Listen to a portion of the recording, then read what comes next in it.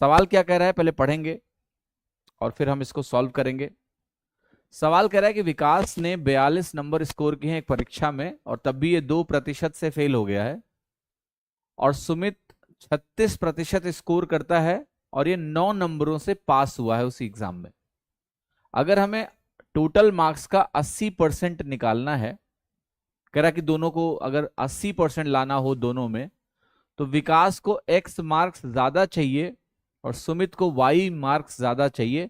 हमें x plus Y का सम चाहिए।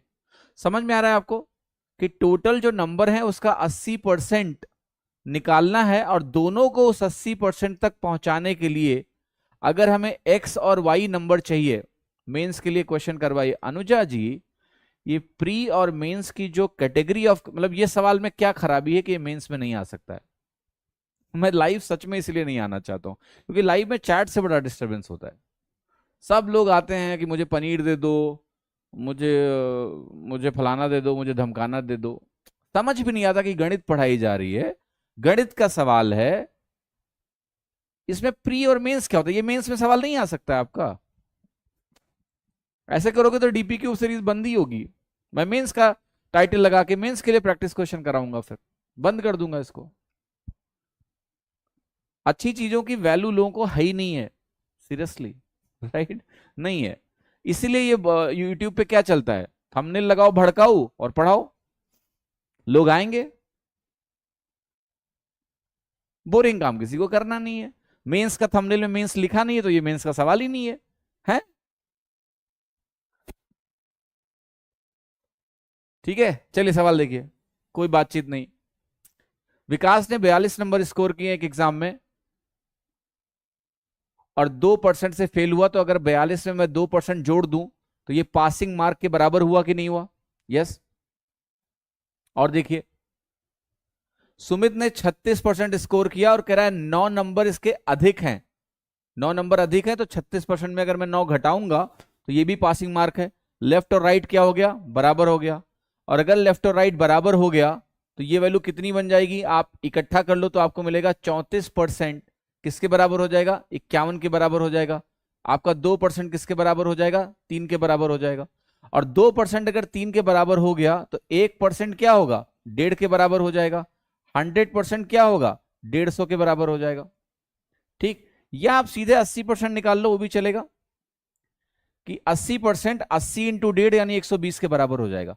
तो हमें जो नंबर चाहिए था कि 80% नंबर किसके बराबर है, वो 120 के बराबर आ गया। सभी को क्लियर है? अब देखिए ये जो वैल्यू है कि भाई विकास के 42 नंबर हैं, तो विकास के अगर 42 नंबर हैं और उसको 120 नंबर अगर मुझे दिलाने होते तो मुझे कितने नंबर और दिलाने होते? यही एक्स की वैल्यू है। तो आप कहोगे 78, 78 प्लस 42 120 के बराबर, तो एक्स की वैल्यू 78 आ गई। सुमित के बारे में दिया हुआ है कि सुमित के 36% नंबर हैं, तो 1% अगर 1.5 के बराबर है तो मैं अगर 36% निकालूंगा तो 36 और 18 54 बनेगा, ये वैल्यू 54 बनेगी। और इसको अगर आपको 120 तक पहुंचाना है तो जरा एक बात बताएं कि 120 तक पहुंचाने के लिए मुझे y नंबर लगेंगे, और y नंबर आपको मिलेगा 46 और 20 66 66। अब गौर से देखिएगा जो x और y का टोटल है, आपका x और y का टोटल है, ये किसके बराबर है?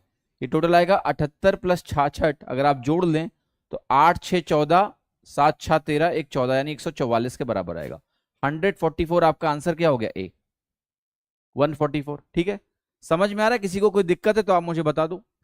एक और तरीका है इस x प्लस वाई को निकालने का, वो ये है कि इन दोनों के जो टोटल नंबर हैं, देखो 120 तक अगर पहुंचाना है दोनों को, तो अगर मैं इन दोनों का टोटल कर लूं कहूंगा 240, और उसमें से इन दोनों के जो नंबर हैं इसको माइनस कर दूं जो कि 96 के बराबर है, तो इसको मैंने घटा दिया।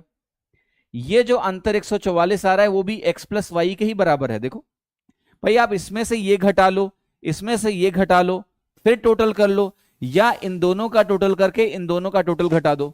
तो 240 में से इन दोनों का जो टोटल है जहां इनको पहुंचाना है, उसमें से अगर मैं सीधे इन दोनों का सम घटा दूं तो मुझे इन दोनों के जो डिफरेंस हैं उसका टोटल मिल जाएगा 144। तो वहां से भी आपका